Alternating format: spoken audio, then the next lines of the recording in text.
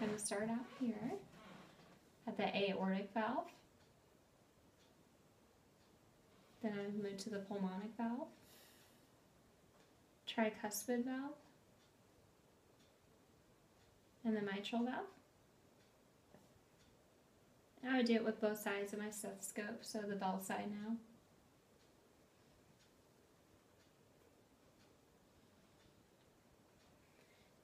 Then I would check his apical pulse, and his heartbeat is regular.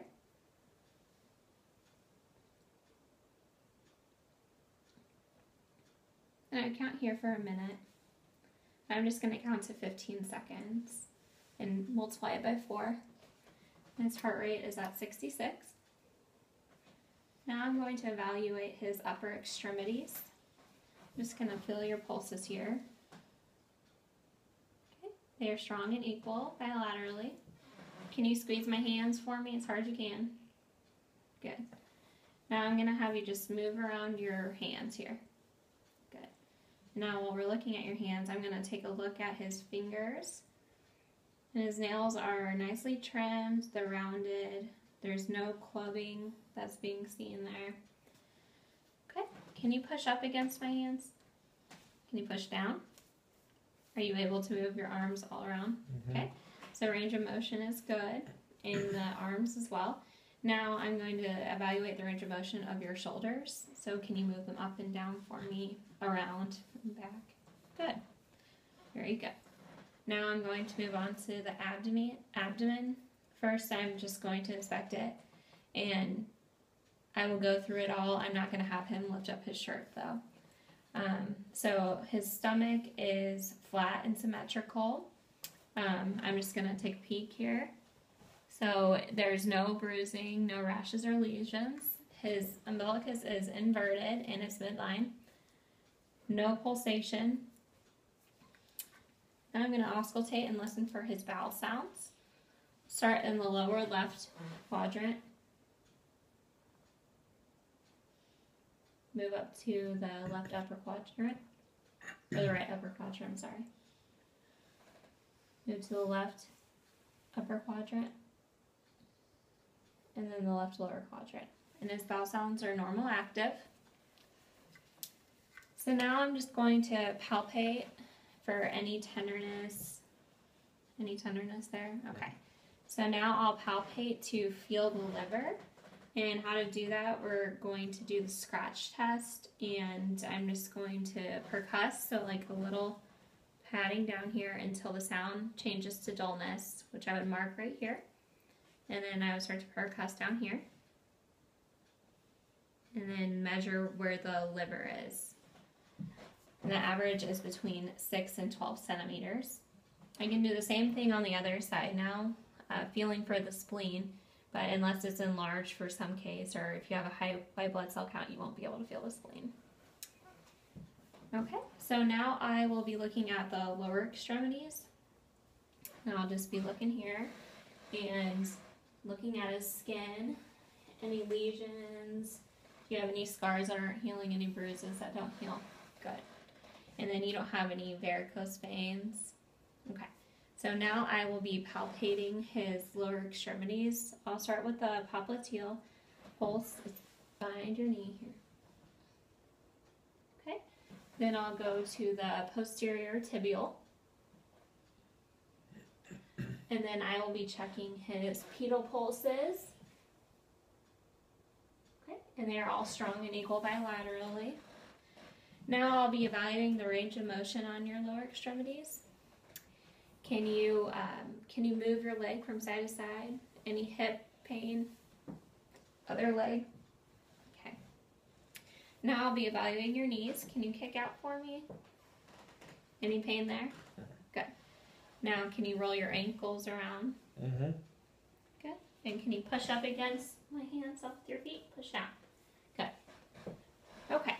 So his push and pull strength is strong on bilateral lower extremities.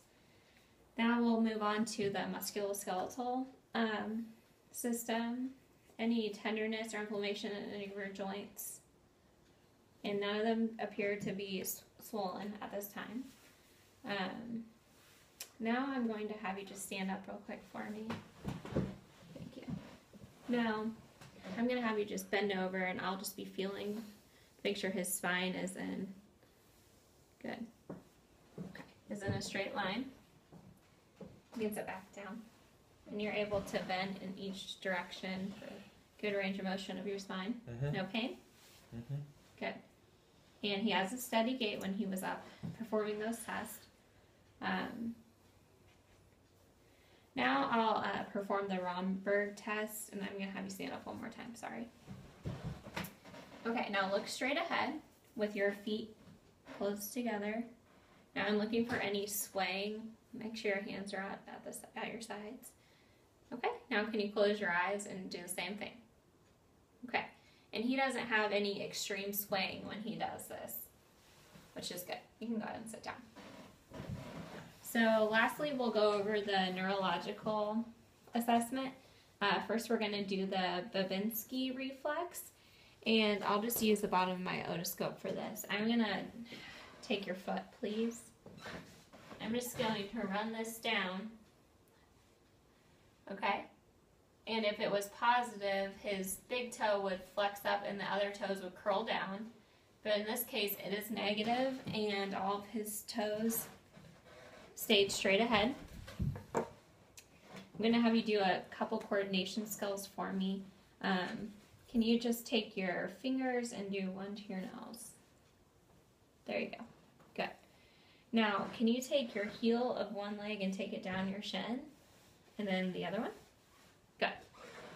Okay, so I'm going to have you close your eyes, and I'm just going to place my finger somewhere on your body, and I want you to tell me where it is, okay? Arm. Okay. Leg. Okay. Cheek. Okay. Chest. Okay, good. I'm going to do it. Close your eyes. Stomach. Foot. Okay, good.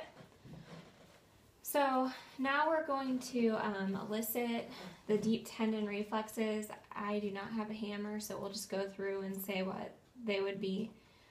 For the brachioradialis, I would have him hold out his wrist for me. And I would take my hammer right here, and I would hit it. And then if it was normal, his hand would reflex upward like this. Okay. The next one I would do is the patellar. So that's a reflex on the knee. I would feel for the patellar tendon down here, and I would tap it slightly, and then the typical motion would be a kick out to the front, and then it would swing backwards. And then I would also do it on each side of the knee as well. And lastly, I would do the Achilles tendon reflex. So I would have him stand up real quick for me. And I would have him can you put your foot up on that chair backwards? There you go. So I would find the Achilles tendon, and I would hit it with my hammer. And then I would look for the motion of the foot. And then I would do it on each side of the Achilles tendon. And that concludes the full body assessment. Do you have any questions for me? No. Okay, thank you.